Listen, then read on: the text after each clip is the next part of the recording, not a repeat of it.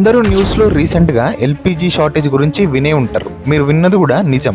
అక్కడెక్కడో 3000 కిలోమీటర్ల దూరంలో వేరే కంట్రీస్కి వార్ జరుగుతుంటే మన ఇండియాలో మనకి ఎల్పిజి షార్టేజ్ రావడం ఏంటి అండ్ ఇలా మీకు చాలా డౌట్స్ వచ్చే ఉంటాయి.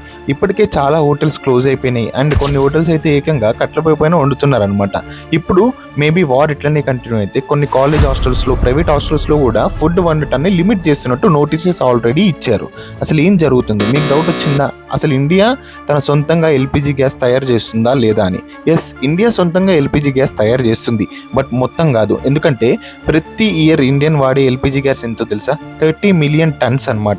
ఇంత ఆయిల్ మన ఇండియా ఒకటే జనరేట్ చేయలేదు కాబట్టి మన ఇండియా 60% ఆయిల్ని వెస్ట్ ఏషియన్ కంట్రీస్ నుంచి తీసుకొస్తుంది అనమాట.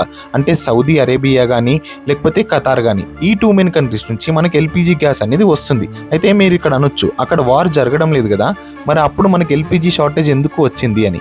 బట్ ఈ వార్ మనం ఆయిల్ ఎక్కడి నుంచి అయితే తెచ్చుకుంటున్నామో వెస్ట్ ఏషియన్ కంట్రీస్ నుంచి, దాంట్లో 95% ఆయిల్ని మనం సీ రూట్ ద్వారా తీసుకొస్తాం అనమాట. ఈ సీ రూట్ పేరే స్ట్రైట్ ఆఫ్ హార్మూజ్. ఈ స్ట్రైట్ ఆఫ్ హార్మూజ్ ఇప్పుడు నేను చూపించే మ్యాప్లో మీరు గమనిస్తే ఇది ఎగ్జాక్ట్గా ఒకవైపు ఇరాన్ కంట్రోల్లో ఉంటే ఒకవైపు ఓనం కంట్రోల్లో ఉంటుంది అనమాట.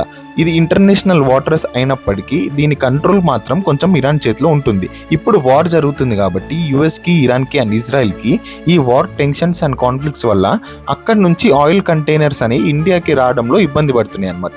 మనం ఆయిల్ తీసుకునే దగ్గర ఇబ్బంది లేకపోయినా ఆయిల్ని ట్రాన్స్పోర్ట్ చేసే రూట్లో ఇబ్బందులు ఎదురవుతున్నాయి. సో అందుకని ఇండియాలో షార్టేజ్ రాబోతుంది. ఇప్పటికీ వచ్చిన షార్టేజ్ జస్ట్ 10% మాత్రమే అని చెప్తున్నారు. ఒకవేళ ఫ్యూచర్లో ఈ వార్ కనుక ఇలానే కంటిన్యూ అయితే డెఫినెట్గా ఎల్పిజి గ్యాస్ ప్రైజెస్ అనేవి ఉన్నదానికంటే ఆల్మోస్ట్ 30% ఇంక్రీజ్ అయ్యే ఛాన్స్ ఉంది.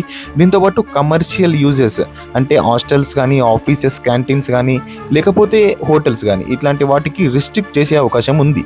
ఒకవేళ వార్ ఆపలేదు, వార్ ఇట్లనే కంటిన్యూ అవుతుంది అనుకోండి, మరి అప్పుడు ఆయిల్ మనం ఎలా తీసుకొస్తాము అని అంటే ఇండియా ఇప్పటికే వీటికి ఆల్టర్నేటివ్గా Saudi Arabia, Canada and Australia నుంచి ఎల్పిజి గ్యాస్ తీసుకురావడానికి ట్రై చేస్తుంది అనమాట.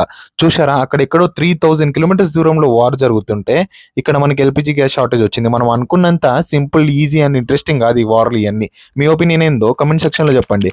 అండ్ మీరు చూసింది అన్ఫిల్టర్డ్ సాత్విక్. నా పేరు సాత్విక్. ఛానల్ సబ్స్క్రైబ్ చేసుకోండి.